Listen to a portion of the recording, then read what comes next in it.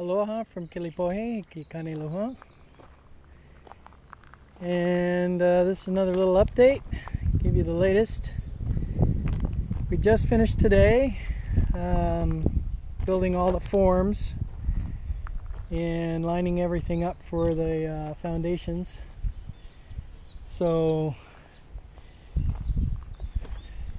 we put down another set of strings, and you can see these are all nice and straight. We got the rebar in there with the chairs holding it up to the proper height. Plenty rebar. Each one cuts a one. I don't know. To me, it just seems kind of silly because there's, 16 inches of concrete over the top of that, and that's just unreinforced concrete. So it's almost like a big, huge weight. Anyway. That was basically 2 weeks worth of work, a lot of digging. Jim Mulvaney, the guy who's helping me out with the whole thing, was very, very patient and very helpful with all of it. I'd still be digging if it wasn't for him. So now I just have to get the termite certificate, which I'll be getting next Wednesday, and then the inspection should be Thursday or maybe Wednesday, depending on when they want to do it. And after that, we'll start pouring concrete. We should be pouring concrete next Friday, I'm hoping. So there you go. That's what it looks like.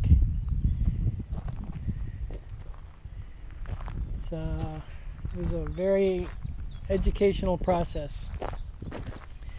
So the nature of Post and Pier, I should say, is a little bit different than a regular house. So if you had a slab on grade house, this whole area would be just leveled off to the same level, and it would just be one big slab of concrete. And what we have here with these is each individual box is level to itself, but it's not necessarily at the same height. You may be able to see that if I go like that. I don't know if you can tell or not, but the height of each individual platform is not particularly important, because we're going to vary the height of the wall that sits on top of here to make the floor level. So the only really important thing is that we're square. And of course, when we laid out these boards, these batter boards, they are on the same level. They're all, the ones up there in the front are at the same height as these ones here in the back. Not height off the ground, but they're all level to one another. So that way, if there's variations in the ground, which there are a lot of variations, the walls that go on top will set the floor at the appropriate height. So we'll be building a floor about this high, about 4 feet high, that comes up from here and has a big beam that sits on top of it. The beam will encase the entire perimeter and across here, and there'll also be a set of pier blocks that go between these footings, and another set that goes between these footings, and then an additional pier block here. And by pier block I mean these items over here. Now traditionally, a post and pier house in Hawaii, it's all built on top of these. No, none of these big huge forms like this. It's all just the pier blocks. And that, you can see, that's how the holly is built. It's built up on those pier blocks. And so everything is pretty much a different height, and we just basically set a a string along those posts and cut them off, and that way we can have a level floor. And it's pretty level. I mean, I wouldn't want to get it to an eighth of an inch or try to say it was within an eighth of an inch, but it's pretty close. Anyway, so we'll have 7 of these that will also go in and help support the floor in the middle of the span here. We have 4 by 12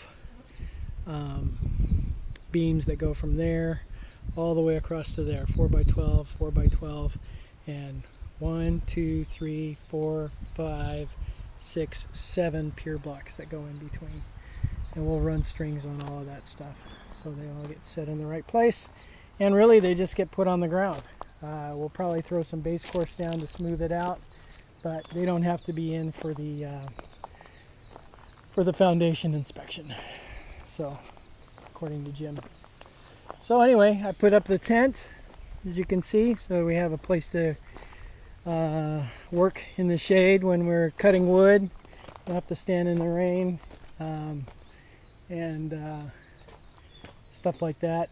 It's very convenient, and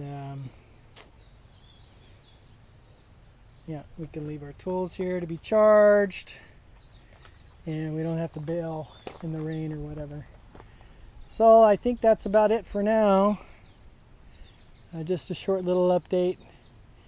The holly's doing pretty good. Got a little refrigerator a couple weeks ago when we got electricity, and that changed things quite a bit, having cold drinks and stuff like that. I did also get one of those big water coolers from Home Depot because it's been pretty toasty. Today's there's a nice breeze, but it does get pretty hot. We are in the tropics. I mean, it's just afternoon, and you can see there's not much in the way of a shadow. It's just straight up and down. So all the heavy equipment has been removed from the lot. There's my water jug. And my weekend chore will be digging a trench from here all the way back to that other trench to hold the plumbing for the water tank, which we haven't really done much with yet. So, but there's plenty of time to do that. Yeah,